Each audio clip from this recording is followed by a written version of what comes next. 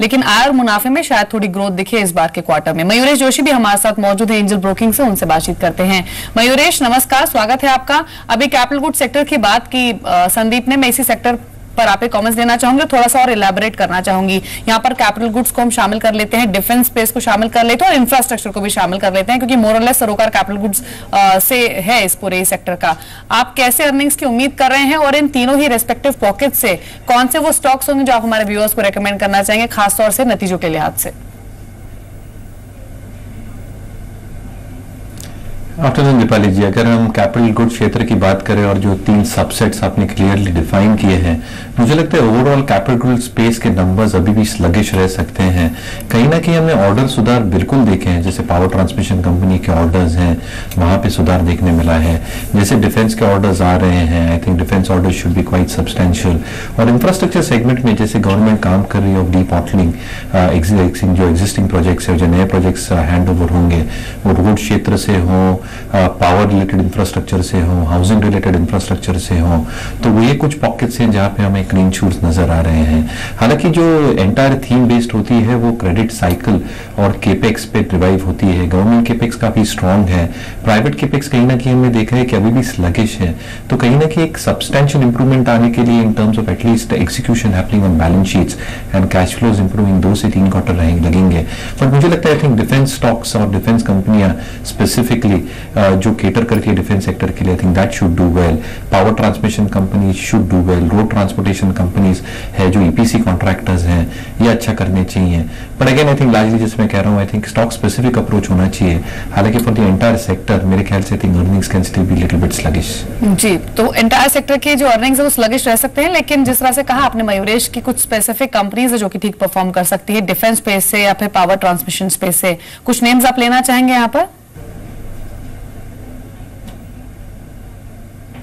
जैसे मैं कह रहा था, आई थिंक अगर हम कैपिटल गुड्स की बात करें तो बीटीजी में आई थिंक भेल के अर्निंग्स थोड़े निराशजनक हो सकते हैं। L&T can report a reasonable set of numbers, but I think वो बीटीजी प्ले नहीं है, वो एक ओवरऑल प्ले है। डिफेंस में जैसे हम बात करें, I think Bharat electronic is something that we still prefer. अगर declines for the next few weeks investors systematic manner में स्टॉक को लॉन्ग टर्म व्यू से देखते हैं, तो मुझे लगता है आई थिंक एक बर्जनिंग ऑर्डर बुक है, एग्जीक्यूशन आई थिंक जैसे इंप्रूव होते हैं, मुझे लगता है मार्जिन इंप्रूव होंगे, बैलेंस शीट पे कोई इश्यूज नहीं है डेट को लेके, और अर्निंग्स पोटेंशियल काफी स्ट्रांग हो सकती है।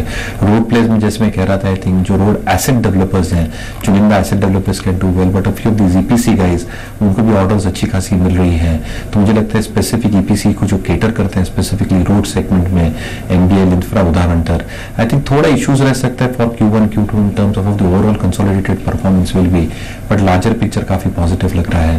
पावर ट्रांसमिशन में मुझे लगता है कि anybody is holding on to KEC, जो स्टॉक मुझे काफी समय से पसंद आ रहा है। अगर होल्ड करते हैं तो ऑर्डर्स फ्लोज काफी सब्सटेंशियली फ्लो हो रहे हैं, एग्जीक्यूशन विल इंप्रूव। अगर एग्जीक्यूशन इंप्रूव होता है तो मार्जिन और लेवरेज पे आई थिंक बहुत पॉजिटिवली प्ले आउट करता है। तो चुनिंदा ये स्टॉक्स मेरे ख्याल से I think with long term view can read it. जी, तो कुछ चुनिंदा शेयर्स यहाँ पर बताएं मयूरेश ने, जिनको आप देख सकते हैं नतीजों के लिहाज से।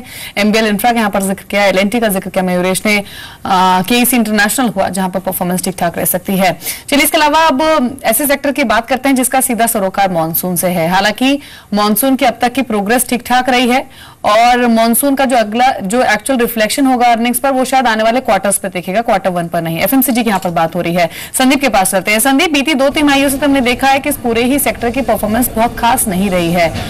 वॉल्यूम ग्रोथ अभी भी एक कंसर्न रहा है इस पूरे ही सेक्टर में। क्या वैसी ही लगातार परफॉर्मेंस इस बार के क्वार्टर में भी रह सकती है या फिर कुछ सुधार की भी उम्मीद है? बिल्कुल दीपाली, वैसा ही एक रुझान जो इस बार भी नंबर्स में देखने को मिल सकता है, क्योंकि मानसून का जो इम्पैक्ट है वो शायद आपको Q2 ऑनवर्ड से देखने को मिलेगा। तो जैसा हमने पिछले कुछ 2 तिमाहियों में देखा है, वैसा रुझान इस बार नंबर्स में देखने को मिल सकता है। कुछ एक फूड प्राइसेस में इजाफा हुआ था, जिसकी वजह से खासकर जो फूड रिलेटेड कारोबार से जुड़ी कंपनीज हैं उनके मार्जिन पे थोड़ा इंपैक्ट देखने को मिल सकता है, लेकिन एक स्टडी सेट ऑफ नंबर्स की उम्मीद आप करके चल सकते हैं। कुछ ऐसी कंपनी जिनके नंबर्स में इस बार थोड़ा प्रेशर देखने को मिल सकता है, उसमें HUL, ब्रिटानिया, GSK कंज्यूमर और बजाज को, अभी कुछ ऐसी कंपनी है इनके अर्निंग्स के ऊपर थोड़ा प्रेशर इस बार देखने मिल सकता है। लेकिन जैसे मैंने कहा, एक स्टेडी ग्रोथ इस बार भी नंबर्स में देखने को मिल सकती है। उसमें Dabur, GCPL, Marico, Colgate, Asian paints, Emami और नेस्ले, ये कुछ स्पेसिफिक पॉकेट्स हैं। अगर आप FMCG पैक की बात करें, यहाँ पे इस बार नंबर्स में स्टेडी ग्रोथ देखने को मिल सकती है, लेकिन जो एक मीनिंगफुल अपसाइड है वो शायद आपको मानसून के बाद यानी कि Q2 ऑनवर्ड्स ही देखने को मिलेगा। जी, हरिहर, आपके कमेंट्स क्या होंगे FMCG सेक्टर पर? हालांकि ओवरऑल परफॉर्मेंस शायद लैगार्ड ही रहे, इस तरह की ज्यादातर रिसर्च रिपोर्ट्स में तो यही इंडिकेशंस मिल रही हैं, लेकिन फिर भी हर सेक्टर में चाहे ओवरऑल अर्निंग्स कैसे रहे, कुछ एक चुनिंदा कंपनीज ऐसी होती है जो कि अच्छा परफॉर्म कर जाती हैं, और बीते क्वार्टर में भी हमने ये रिफ्लेक्शन एफएमसीजी स्पेस में देखा था। आपके रडार पर नतीजों के लिहाज से कौन सी कंपनियां रहेगी और किन कंपनियों को आप अवॉइड करने की सलाह देंगे? कि हम ब्रॉडली कंज्यूमर स्पेस को देख रहे हैं, जिससे डायरेक्ट बेनिफिट मिलेगा rural spending, rural infrastructure investment और हायर रूरल इनकम से। और हमारा मानना है कि जो मॉनसून का प्रोग्रेस अब तक रहा है वो काफी हद तक पॉजिटिव रहा है, and we should probably end the monsoon with either average or above average monsoon. तो आई थिंक इसके कारण जो बेनिफिट होगा हमारे अनुसार 3 कंपनीज को होगा। Probably the entire FMCG segment may not benefit, but 3 companies हम वॉच कर रहे हैं। एक है डाबर। आई थिंक डाबर हमें लगता है कि एक ऐसा स्वीट स्पॉट पे है कि पतंजलि के कंपटीशन का नेगेटिव इंपैक्ट हो नहीं रहा है, because they are still gaining market share, और ऐसे स्पेस पे जहां पे हर इंक्रीज मार्केट शेयर का ग्रेटर शेयर उनके पास जा रहा है। तो डाबर एक ऐसा कंपनी है जहां हम मानते हैं कि ये क्वार्टर काफी इंटरेस्टिंग हो सकता है। आईटीसी आई थिंक जो अभी एक्स बोनस 240 पे कोट कर रहा है, आई थिंक ये स्टॉक हमको इंटरेस्टिंग लग रहा है, और हम मानते हैं कि जो एफएमसीजी बिजनेस है इसमें एक टर्न अराउंड की उम्मीद कर सकते हैं। बट सबसे बड़ा हमारा जो पॉजिटिव है वो hero Honda, it's two wheeler stock, hero MotoCorp sorry. हम मानते हैं कि ये कंपनी में बहुत अच्छा इंपैक्ट मिल सकता है, both in terms of numbers and in terms of margin. तो ये 3 स्टॉक है जो हमें कंज्यूमर सेगमेंट से अच्छा लग रहा है। जी, तो यहाँ पर 3 शेयर्स बताए हैं हरी ने, डाबर का इन्होंने जिक्र किया, आईटीसी का जिक्र किया, और मॉनसून के ट्रिगर से जोड़ते हुए इन्होंने ऑटो स्पेस से हीरो मोटोकॉर्प पिक किया है, जहां पर आप नतीजों के लिहाज से स्ट्रैटेजी बना सकते हैं। चलिए, छोटे से ब्रेक का यहाँ पर वक्त हो गया है, लेकिन कहीं मत जाएगा। जब वापस लौटेंगे तो बात करेंगे आईटी सेक्टर की, साथ ही बात करेंगे हम ऑयल एंड गैस सेक्टर की कि यहाँ पर परफॉर्मेंस कैसी आ सकती है इस बार। आमतौर पर आईटी के लिए Q1 एक स्ट्रॉन्ग क्वार्टर होता है, क्या वो स्ट्रॉन्ग क्वार्टर रहेगा या नहीं, बताएंगे आपको, और शेयर्स भी बताएंगे किन शेयरों में आप खरीदारी कर सकते हैं। एक छोटे से ब्रेक के बाद जल्द लौटेंगे।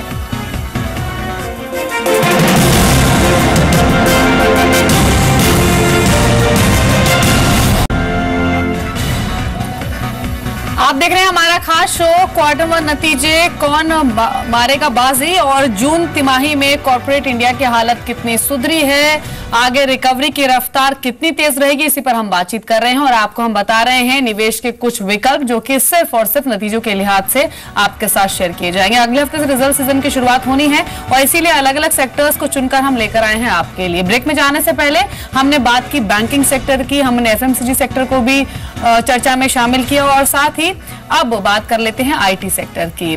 संदीप के पास पहले चलते हैं, दोनों मेहमान भी हमारे साथ बने हुए हैं, मयूरेश जोशी हैं और टीएस हरिहर हैं। संदीप, आईटी सेक्टर की बात कर लेते हैं। आमतौर पर जो अप्रैल जून तिमाही होती है वो आईटी सेक्टर के लिए एक स्ट्रॉन्ग क्वार्टर माना जाता है, और कई सारी ऐसी रिपोर्ट्स भी आई हैं कि तिमाही दर तिमाही पर जो लीडर्स हैं जैसे टीसीएस हुआ या फिर इन्फोसिस हुआ, विप्रो हुआ, इनकी परफॉर्मेंस में सुधार देखा जा सकता है। लेकिन एक फैक्ट ये भी है कि एचसीएल, इन्फोसिस और साथ ही साथ केपीआईटी टेक्नोलॉजीज ऑलरेडी वार्निंग जारी कर चुके हैं वीक अर्निंग्स को लेकर। तो ओवरऑल ये अर्निंग सीजन लग कैसा रहा है पूरे आईटी सेक्टर के लिए? जनरली एक क्वार्टर अगर देखा जाए, जैसे आपने कहा कि काफी स्ट्रांग रहता है इन कंपनीज के लिए। अगर आप टॉप 4 कंपनीज की बात करें तो उनका जो कांस्टेंट करेंसी टर्म्स में रेवेन्यू ग्रोथ है वो करीब 2.5 से 5% के आसपास का इजाफा उसमें आपको देखने को मिल सकता है। क्रॉस करेंसी हेडविंड्स की जहां तक बात है तो शायद इस बार पॉजिटिव इंपैक्ट उसका 30 से 50 बेसिस पॉइंट के आसपास का देखने को मिलेगा। तो ओवरऑल देखा जाए टॉप लाइन के लिहाज से जैसे माना जाता है कि जनरली क्वार्टर अच्छा रहता है, वैसा ही रुझान देखने को मिल सकता है। लेकिन जो मार्जिन है उसके ऊपर इस बार डेंट देखने को मिल सकता है। एक तो जो वेज हाइक है वो, और साथ ही साथ जो वीजा कॉस्ट है उसके हाइक का इंपैक्ट इस बार इन कंपनी से जो मार्जिन है उसके ऊपर देखने को मिलेगा, जिसकी वजह से बावजूद इसके कि आय ग्रोथ काफी अच्छी रहेगी, लेकिन मुनाफे में ज्यादातर कंपनीज के कहीं ना कहीं या तो अच्छी ग्रोथ नहीं आएगी या तो फिर डेंट देखने को मिल सकता है। और यही कारण है कि कुछ एक पर्टिकुलर कंपनीज को अगर आप छोड़ दें तो ज्यादातर कंपनी शायद इस बार डिसअपॉइंट कर सकती है। तो जिस तरह से खर्चे बढ़ेंगे उसका इंपैक्ट नंबर्स में जरूर देखने को मिलेगा। जी मयूरेश, डिस्पाइट स्ट्रॉन्ग क्वार्टर, क्या आपको लगता है कि वीजा खर्च हुआ या फिर वेतन बढ़ोतरी हुआ, ये कुछ ऐसे फैक्टर्स होंगे, या फिर रुपये का मूवमेंट हुआ, ये कुछ ऐसे फैक्टर्स होंगे जो कि मार्जिन पर दबाव डाल सकते हैं आईटी कंपनियों के? और अगर चुनना चाहेंगे आप तो किन कंपनियों को चुनेंगे आईटी स्पेस से? बिल्कुल दीपाली जी, आई थिंक जो क्रॉस करेंसी हेडविंड्स है वो आईटी कंपनियों को डेफिनेटली हिट करेंगे। किस प्रोपोर्शन पे हिट करेंगे ये हेजिंग पॉलिसी पे डिपेंडेंट होगी, but it is largely a fact कि क्रॉस करेंसी की वजह से एक जरूर फटका पड़ सकता है। दूसरी बात आई थिंक जैसे संदीप बता रहे थे, आई थिंक जो वीजा कॉस्ट हैं, जो वेज हाइक्स एक्सपेक्टेड होती हैं, उसके वजह से थोड़ा डेंट आ सकता है in terms of margin outlook going forward. और जो ब्रेक्सिट का इश्यू हुआ है, काफी आईटी कंपनियों का जो एक्सपोजर है EU region and Great Britain की तरफ, आई थिंक मिड 20s में है, तो कहीं ना कहीं आई थिंक मैनेजमेंट कमेंट्रीज ये फॉल आउट कैसे देखते हैं in the next few quarters. क्या डिस्क्रिशनरी स्पेंडिंग कम होगी, क्या आउटसोर्सिंग बढ़ेगा जिसकी वजह से आईटी कंपनियों को फायदा होगा। आई थिंक ये सारी चीजें जानना मैनेजमेंट कमेंट्री से बहुत जरूरी होगी। हालांकि if you go by the tailwinds that a lot of IT companies have, utilisation levels बढ़ सकते हैं जिसकी वजह से जो मार्जिन इंप्रूवमेंट है वो स्लोली एंड स्टेडीली एक्सपैंड हो सकती है। तो कहीं ना कहीं मुझे लगता है I think top tier IT कंपनियों में अगर हम एक सिस्टमैटिक वे में इन्वेस्ट करते हैं तो अगले 4 से 6 क्वार्टर आई थिंक अच्छे होने चाहिए। मेरे हिसाब से आई थिंक मैनेजमेंट कमेंट्रीज काफी की और अहमियत रखेंगी, specifically looking at Q1 numbers. जी, चलिए अब ऑयल एंड गैस सेक्टर को भी देख लेते हैं और संदीप के पास चलते हैं। संदीप, पूरा ही ऑयल एंड गैस सेक्टर एक बड़ा सेक्टर है, यहाँ पर ऑयल मार्केटिंग कंपनीज आती हैं, गैस डिस्ट्रीब्यूशन कंपनीज आती हैं। तो अभी इस बार का क्योंकि क्रूड एक ऐसा फैक्टर है जो इस स्पेस को सीधे इम्पैक्ट करता है और इस क्वार्टर में मोर और लेस जो क्रूड प्राइसेस हैं वो स्टेबल ही रहे हैं, तो किस तरह के अर्निंग्स की उम्मीद इस बार की जा रही है? इनफैक्ट दीपाली, अगर आप क्रूड के प्राइसेस की बात करें तो इस बार थोड़ा सा एक जो अपटिक है वो प्राइसेस में देखने को मिला था, और यही कारण है कि अगर आप क्वार्टर ऑन क्वार्टर यानी कि सीक्वेंशियल बेसिस पे कंपेयर करें तो ज्यादातर जो ऑयल एंड गैस कंपनीज उनके नंबर्स में आपको एक इजाफा ही देखने को मिलेगा। खासतौर पे ओएमसीज, आईओसी, बीपीसी, एचपीसीएल और साथ ही साथ जो गैस डिस्ट्रीब्यूशन कंपनीज है, चाहे आप गुजरात गैस की बात करें, आईजीएल की बात करें, और इसी स्पेस की जो दूसरी कंपनीज है पेट्रोल एलएनजी या तो फिर गेल जो ट्रांसपोर्टेशन के कारोबार में है, उनके नंबर्स में इस बार काफी अच्छा इंपैक्ट देखने को मिल सकता है। ओएमसीज जिस तरह से पेट्रोल डीजल की मांग बढ़ रही है, 2 से 7% के आसपास का वॉल्यूम में इजाफा देखने मिल सकता है, और रिफाइनिंग कंपनीज भी बावजूद इसके कि सिंगापुर के मार्जिन पे गिरावट आई है, लेकिन यहाँ की जो रिफाइनिंग कंपनीज है सिंगापुर रिफाइनिंग मार्जिन के मुकाबले इस बार जो मार्जिन पे जो डिप है वो शायद कम देखने को मिल सकता है। तो उस लिहाज से ज्यादातर जो रिफाइनिंग कंपनीज है उनके नंबर्स में शायद एक अपटिक देखने को मिले। क्रूड के प्राइस इस तरह से रिवाइज हुए हैं, अपवर्ड बढ़े हैं, उसका फायदा कहीं ना कहीं अपस्ट्रीम में पॉजिटिव साइड पे देखने को मिलेगा। तो उस लिहाज से देखा जाए क्रूड एक डायरेक्ट इंपैक्ट डालता है सेक्टर के ऊपर, और जिस तरह से कीमतें थोड़ी सी बढ़ी हैं ज्यादातर कंपनीज में उसका एक positive impact quarter on quarter basis पे देखने को मिलेगा। जी हरिहर, आपकी राय क्या रहेगी ऑयल एंड गैस सेक्टर पर? ऑयल मार्केटिंग कंपनीज क्या इस क्वार्टर में विनर रह सकती हैं, या फिर आप जो केन इंडिया हुआ या फिर ओएनजीसी हुआ, इन स्टॉक्स को भी देखना चाहेंगे नतीजों के लिहाज से?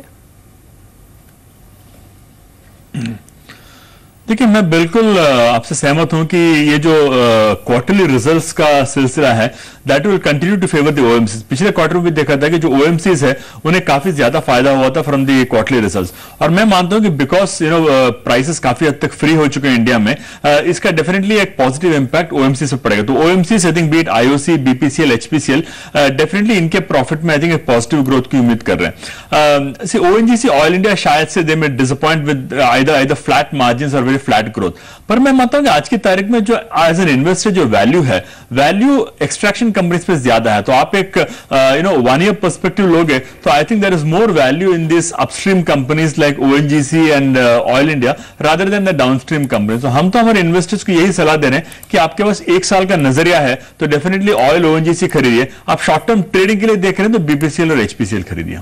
जी, तो ऑयल मार्केटिंग कंपनीज के साथ ही जाना चाहेंगे हरिहर। मयूरेश, एक आखिरी कमेंट होगा आपसे। चलिए, तो बड़े बड़े सेक्टर्स हुए जिनका हमने जिक्र किया, बहुत सारी ऐसे छोटे छोटे सेक्टर्स भी हैं जिनकी परफॉर्मेंस क्वार्टर 4 में काफी अच्छी रही थी। केमिकल स्टॉक्स यहाँ पर रहे थे, टेक्सटाइल स्टॉक्स में भी कई सारी ऐसी चुनिंदा कंपनियां थी जिनके नतीजे अच्छे थे। टेलीकॉम एक ऐसा सेक्टर जिसको हमने चर्चा में शामिल नहीं किया है, लेकिन हमने बीते क्वार्टर की परफॉर्मेंस में देखा था कि थोड़े चैलेंजिंग नंबर्स रहे थे। तो जिन सेक्टर्स पर अब तक बातचीत नहीं हुई, छोटे सेक्टर्स हैं, टेक्सटाइल हुआ, केमिकल हुआ, टेलीकॉम बड़ा सेक्टर है, इस सेक्टर को अगर इंक्लूड करें तो कुछ स्टॉक्स के आप चेस करना चाहेंगे जहां पर आपको अच्छे नतीजों की उम्मीद है? टी सेक्टर और मैं ऐड करना चाहूंगी यहां पर। नहीं, definitely Deepali ji, I think जो स्पोराडिक सेक्टर्स हैं, जैसे केमिकल्स की आपने बात की, फर्टिलाइजर्स की बात की, I think you will have to take a very myopic view on this one, क्योंकि आई थिंक पूरा सेक्टर प्रॉब्ली डिसअपॉइंट कर सकता है, but some companies which have less leverage on their balance sheet, जैसे कुछ कंपनीज टेक्सटाइल क्षेत्र में है जो अच्छा प्रदर्शन दिखा सकती है, ब्रांडेड अपैरल सेगमेंट में, ब्लेंडेड फैब्रिक सेगमेंट में। मुझे लगता है वहां पे जो एक टफ टाइम टेक्सटाइल सेक्टर ने गुजारा था, as times improve, I think a few stocks in the textile space can do well. Fertilisers में मेरा मानना है जो यूरिया बेस्ड फर्टिलाइजर्स हैं, एक क्लियर पास थ्रू होती है prices, but again I think the benefit that will probably receive with lower input cost, मेरे हिसाब से I think that can get offsetted with larger volumes coming through. तो specific stocks within this sector can do well. और cyclicality के हिसाब से मैं बात करूं तो शायद इंफ्रास्ट्रक्चर में we did not touch upon cement, but cement as a sector can do really well. तो मुझे लगता है आई थिंक जैसे यूटिलाइजेशन लेवल्स बढ़ती हैं, जैसे वॉल्यूम्स इंक्रीज होती है, रियलाइजेशन इंप्रूव होंगी, as EBITDA per tonne increases, return ratios improve होंगे। जी, तो सीमेंट सेक्टर की परफॉर्मेंस इस बार के क्वार्टर में काफी स्ट्रांग रह सकते हैं, ऐसा मयूरेश ही ज्यादातर जानकार मानते हैं। और साथ ही टेक्सटाइल हुआ, टी सेक्टर हुआ, फर्टिलाइजर स्पेस हो, यहाँ पर भी चुनिंदा कंपनीज की परफॉर्मेंस अच्छी रह सकती है। चलिए, शुक्रिया मयूरेश आपका भी, हरिहर आपका भी शो में शामिल होने के लिए और कमेंट्स शेयर करने के लिए। संदीप आपका भी शुक्रिया।